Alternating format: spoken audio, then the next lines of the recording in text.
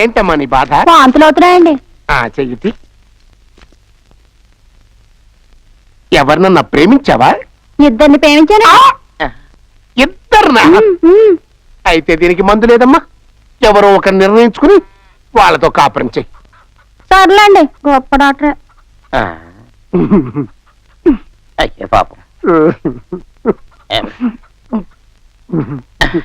Sir sir ఎందుకు sir ఏడుస్తున్నారు?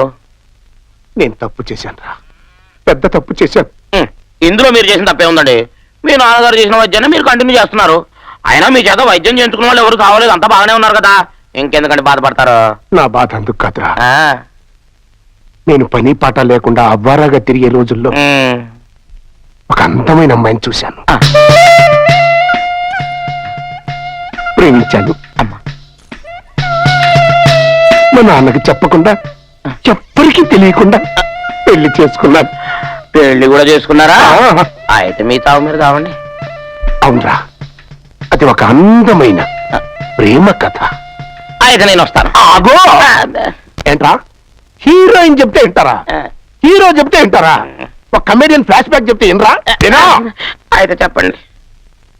ఆ పెళ్లి చేసుకున్న అమ్మాయిని కాపురానికి తీసుకెళ్తున్నాను. ఆ రోజు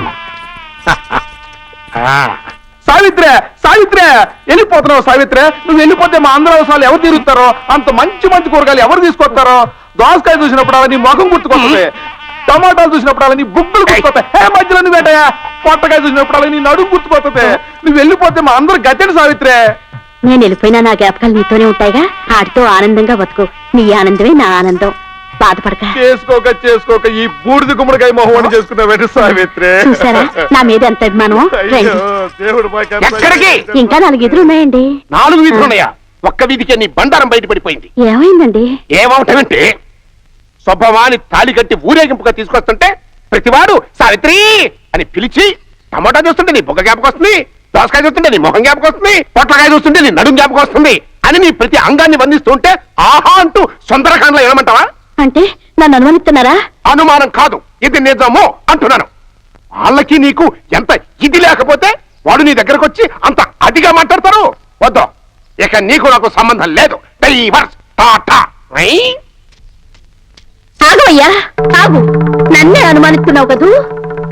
ఏ నాటికైనా నీ తప్పు నువ్వు తెలుసుకుని తిరిగి వచ్చి నా కాళ్ళట్టుకుని బతివాలేదాకా నీ గుమ్మం తొక్కను. అలా వెళ్ళిపోయిందిరా.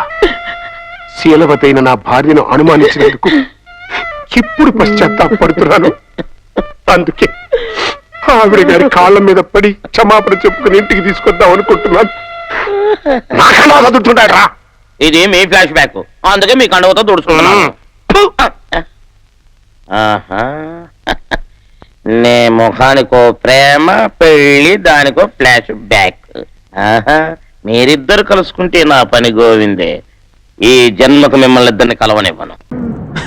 హాయ్ మధు. దర్చుకున్నావా? ఏంటిది? ఒక చిన్న gift for me. It must be interesting.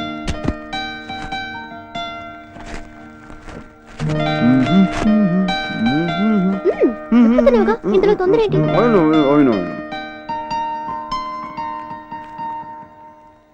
Ashtray.